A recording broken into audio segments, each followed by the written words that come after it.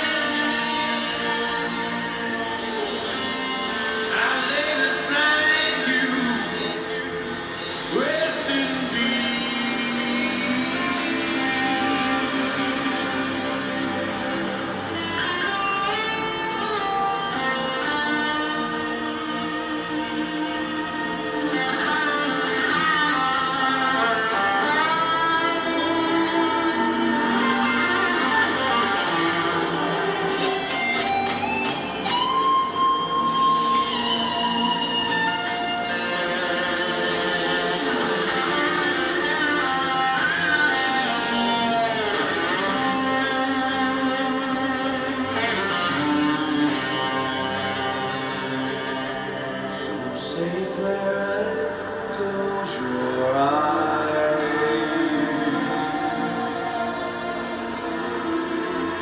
lay your body down to sleep.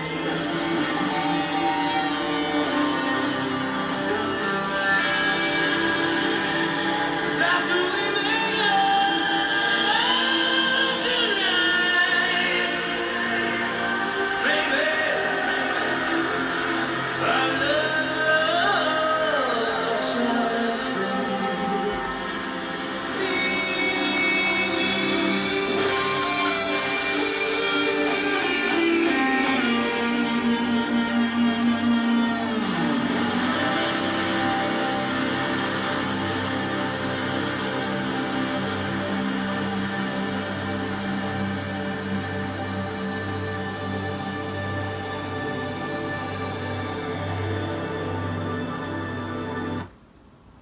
Clearly rolls right into the next track. I like it, in one way it's very surprising. Like sonically, even if I thought it might have a heavier sound, like a solemn like rock ballad or something, I didn't expect this rock ambience. It really was like a rock ambient tune. Definitely some wicked guitar work and Richie's incredible vocals. A couple moments in particular, and that line, like what is it? After is it we make, like as if it's still going to happen, or we made love tonight. I'm not sure of the conjugation of that verb, and that would affect where it is in the timeline. But that line he really hit with passion, which I suppose that certainly makes sense.